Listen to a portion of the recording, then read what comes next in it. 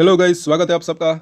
तो आज हम बात करेंगे अदानी ग्रुप की और ये बड़ी खबर निकल कर आ रही है। अभी अभी शाम की रिपोर्ट है, इसको आप देख सकते हैं कि इन दो देशों में बड़े निवेश की तैयारी में जुटा अदानी ग्रुप। वियतनाम सरकार ने लगाई मुहर। क्या है रिपोर्ट, ये हम यहाँ पर देख लेते हैं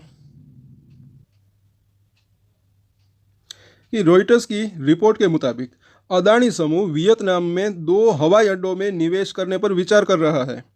इस बात की पुष्टि वियतनाम सरकार ने बुधवार को दी और इसके ज़रिए समूह एविएशन और लॉजिस्टिक क्षेत्र में स्थानीय भागीदारों के साथ अपने सहयोग का विस्तार करना चाहता है। और आगे हम देखते हैं।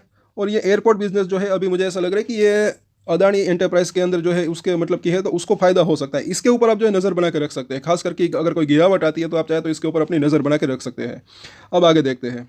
मुझे ऐसा लग रहा है कि अदानी एंटरप्राइज की भी अगर बात करें तो मीडियम टू लॉन्ग टर्म की बात करें तो अच्छी तेज़ी की संभावना रह सकती है। अभी आगे देखते हैं कि इंफ्रास्ट्रक्चर से लेकर एनर्जी सेगमेंट तक में देश में दबदबा कायम करने वाला अदानी समूह जल्द ही विदेशों में भी बड़ा निवेश जो है करता नजर आएगा। रॉयटर्स की रिपोर्ट के मुताबिक अदानी समूह वियतनाम में 2 हवाई अड्डों में निवेश करने पर विचार कर रहा है। इस बात की पुष्टि वियतनाम सरकार ने बुधवार को की और ये खबर उस वक्त आई है जब कंपनी की ओर से कुछ समय पहले ही वहां एक बंदरगाह बनाने का भी खुलासा किया गया था। रिपोर्ट में दावा किया गया है कि सरकार की ये घोषणा दिल्ली में वियतनाम के प्रधानमंत्री काम मिन चिन और अदानी समूह के प्रमुख गौतम अदानी के बीच हुई बैठक के बाद लिया गया है। वियतनाम सरकार की ओर से जारी बयान में कहा गया है कि अदानी ग्रुप लोंगथान और चू लाई हवाई अड्डों के विकास के जरिए एविएशन और लॉजिस्टिक क्षेत्र में स्थानीय भागीदारों के साथ अपने सहयोग का विस्तार करना चाहता है। ऐसे में समूह की ओर से निवेश पर विचार किया जा रहा है। हालांकि इस दौरान वियतनाम सरकार की ओर से निवेश की राशि या समय सीमा की जानकारी नहीं दी गई। पिछले साल गौतम अदानी के सबसे बड़े बेटे करण अदानी ने वियतनाम में बंदरगाह और नवीकरणीय ऊर्जा परियोजनाओं में $3 बिलियन तक के निवेश की योजना की घोषणा की थी। उनका कहना था कि इस निवेश को लंबी अवधि के लिए बढ़ाया जा सकता है, जो करीब $10 बिलियन तक पहुंच सकता है। बड़ी रकम है दोस्तों।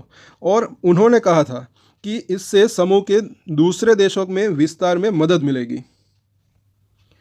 केनिया एयरपोर्ट में भी निवेश का रखा प्रस्ताव। इस पॉइंट को भी देख लेते हैं कि वियतनाम के अलावा अदानी समूह केनिया एयरपोर्ट में भी निवेश करना चाहता है।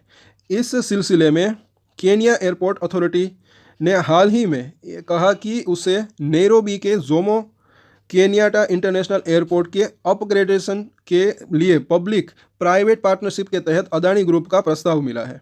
यह प्रस्ताव अदानी एयरपोर्ट होल्डिंग्स लिमिटेड की ओर से पेश किया गया था और AAHL वर्तमान में भारत में 7 हवाई अड्डों को मैनेज करता है।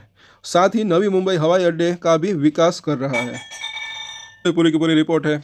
और अब जो है मतलब कि ये जैसे कि आप देख सकते हैं कि अदानी ग्रुप सिर्फ देश में ही नहीं विदेश में भी जो है अपना कारोबार जो है वो फैला सकता है और ये अदानी ग्रुप के लिए अच्छी बात रह सकती है।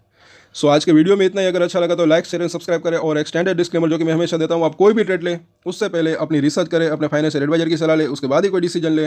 और डिसीजन ले तो उसकी जिम्मेदारी मैच्योरिटी के साथ खुद ही ले। ये वीडियो मैंने एजुकेशन पर्पस के लिए बनाई, मेरी तरफ से कोई भी बाय या सेल की रिकमेंडेशन नहीं है। Thank you.